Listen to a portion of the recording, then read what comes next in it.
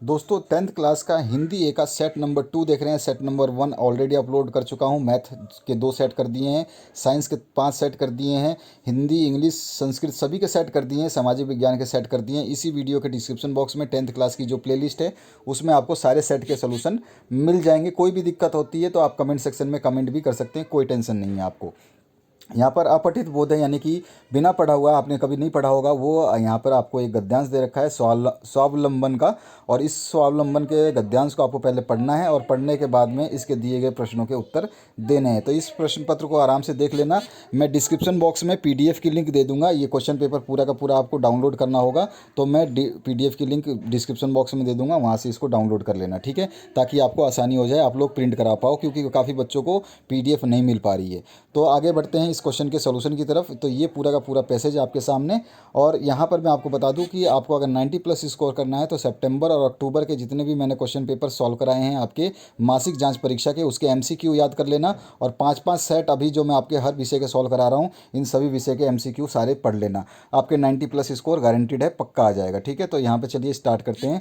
मैंने आपके बहुत सारे पेपर सॉल्व किए हैं, तो सितंबर अक्टूबर में जितने ही पेपर मैंने सॉल्व किए हैं उनको सभी को देख लेना। 90 प्लस स्कोर की पूरी गारंटी मेरी तरफ से, कभी भी आप खुले मुंह मेरे से चैलेंज कर सकते हो, लेकिन सारे क्वेश्चन पेपर्स आपको देखने होंगे। क्वेश्चन नंबर 1 की बात करूं तो यहाँ पर है, स्वावलंबन का अर्थ क्या है। तो स्वावलंबन का अर्थ होता है अपना सहारा स्वयं बनना, यानी अपना काम खुद करना, ठीक है। तो ये फर्स्ट क्वेश्चन का आंसर इसी पैसेज में दिया गया है। दूसरा क्वेश्चन है, स्वावलंबी कैसे लोग होते हैं दूसरों पर आश्रित, देखे परावलंबी कैसे लोग होते हैं, परावलंबी बोला है, स्वावलंबी बोल दिया मैंने। परावलंबी कैसे लोग होते हैं, तो दूसरे पे आश्रित होते हैं, ये इसका आंसर हो जाएगा, ये ऑप्शन करेक्ट हो जाएगा। उसके बाद आते हैं क्वेश्चन नंबर 3 की तरफ। क्वेश्चन नंबर 3 में आपसे पूछा गया है, परावलंबी किसके अधीन बनकर रहते हैं, तो आश्रय के देने वाले के अधीन बने रहते हैं। इसके बाद में क्वेश्चन नंबर 4 की बात करते हैं, दुख पीड़ा और मान सम्मान का महत्व कौन समझ सकते हैं। सॉरी, सुबह से काफ़ी वीडियो बना दी आपके, गला सूख गया है मेरा। तो चौथा क्वेश्चन इसमें पूछेगा, दुख पीड़ा और मान सम्मान का महत्व कौन समझ सकते हैं, तो इसका आंसर हो सकता है बिल्कुल सही, आत्मनिर्भर व्यक्ति। डी ऑप्शन करेक्ट करना है आपको। पांचवा जो क्वेश्चन है इसमें पूछा गया आपसे, व्यक्तित्वहीन जीवन के किसके समान होता है, तो ये जीवन जो है पशु के और कीड़े मकोड़ों के समान बताया जाता है, जिसका कोई मतलब आप सेल्फिश हो तो आपका कोई जीवन नहीं है। उसके बाद में आते हैं हम नेक्स्ट क्वेश्चन पे। तो नेक्स्ट क्वेश्चन है, आपको पद्यांश दिया गया है, ये भी आपका जो है अपठित पद्यांश है, आपने नहीं पढ़ा होगा, तो इसको पहले पढ़ना है, पढ़ने के बाद में समझ लेना है, इसके दिए गए प्रश्नों के उत्तर हम देंगे। पहले क्वेश्चन से स्टार्ट करेंगे, इस तरह का पैसेज है ये, मैं PDF लिंक दे दूंगा डिस्क्रिप्शन बॉक्स में, वहाँ से डाउनलोड कर लेना, कोई दिक्कत नहीं है।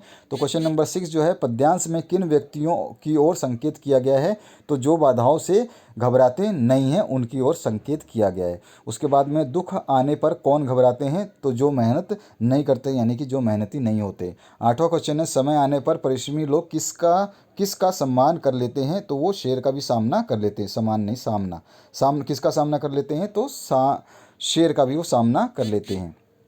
उसके बाद में 9वां जो क्वेश्चन है, लोहे के चने चबाना मुहावरे का सही अर्थ क्या होगा, तो कठिन परिश्रम करना और कठिनाइयों को झेलना। दोनों ऑप्शन इसमें सही है, तो इसीलिए मैंने दोनों टिक कर दिए, दोनों ऑप्शन सही है, ठीक है, ऐसा कोई दिक्कत नहीं है आपको, यहाँ पर मिसप्रिंट हो सकता है। इसके बाद में आते हैं 10वें क्वेश्चन पे। 10वां है, वीर शब्द का विलोम क्या है, तो वीर शब्द का उल्टा क्या होता है, कायर होता है, आपको सभी को पता है, तो बी ऑप्शन करेक्ट हो जाएगा। अब आते हैं व्याकरण खंड में।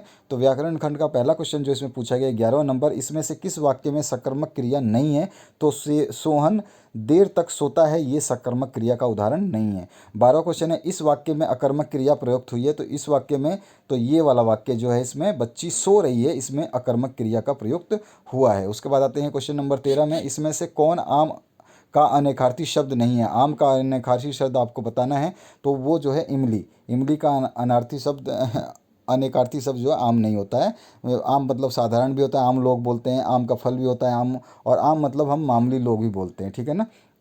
तो इसमें से जो नहीं पूछा है तो इमली है। इसके बाद में 14वां जो क्वेश्चन है, यथाशक्ति कौन सा समास है, तो अव्ययभावी समास है, ठीक है, ये ऑप्शन करेक्ट करना। 15वां क्वेश्चन है, जिस समास में उत्तर पद प्रधान हो और पहले पद के साथ लगी हुई हो, तो विभक्ति का लोप जो हो, विभक्ति का जो लो सॉरी लगी हुई विभक्ति का लोप विभक्ति का लोप हो जाता है वहाँ कौन सा समास उपयुक्त होता है।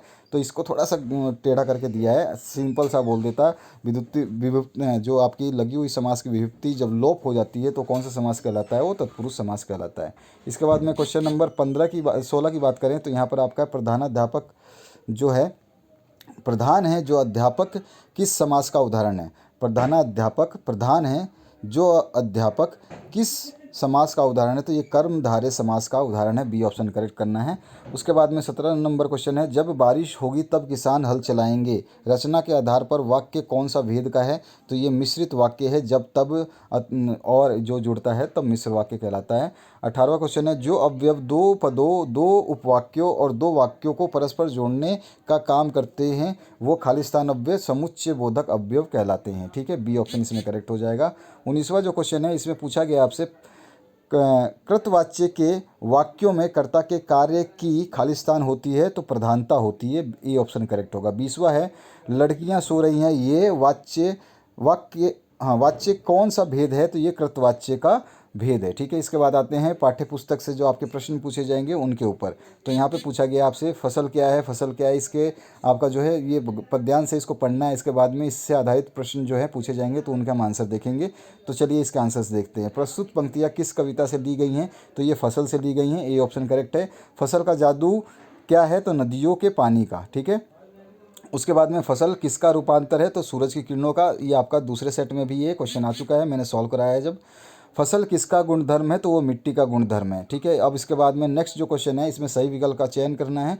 25 नंबर है, वज्र छिपा नूतन कविता फिर भर दो, यह पंक्ति किस कविता से ली गई है, तो ये उत्साह कविता जो है उससे ली गई है। 26 नंबर है, उत्साह कविता में आए निदा शब्द का अर्थ आपको बताना है, तो अत्यधिक गर्मी होता है इसका मतलब। और 27वां है, गोपियों ने किसे भाग्यवान कहकर संबोधित किया है, तो उद्धव को भाग्यवान कहा गया है। सी ऑप्शन करेक्ट हो जाएगा।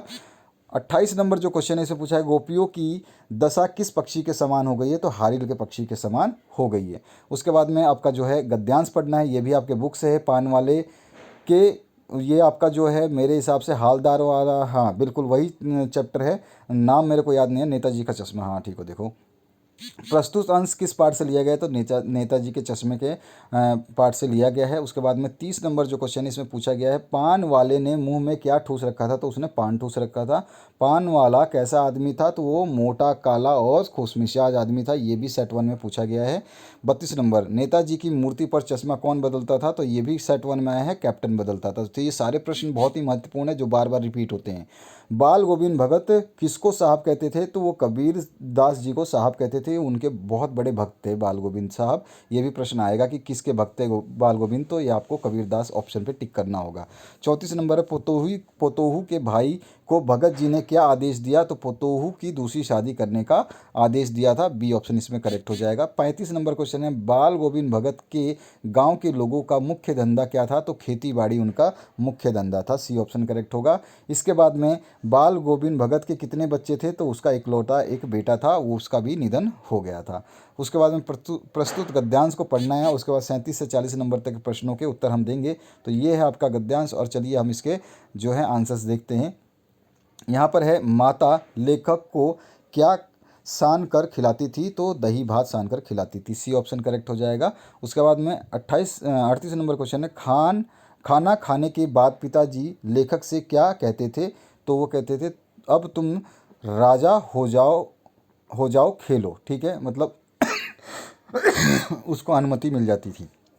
39 नंबर है, लेखक कौन सा खिलौना लेकर खेलने के लिए जाते थे, तो वो काठ का घोड़ा लेके जाते थे। डी ऑप्शन इसमें करेक्ट हो जाएगा। और 40 नंबर जो लास्ट आपका क्वेश्चन है उसको देख लेते हैं।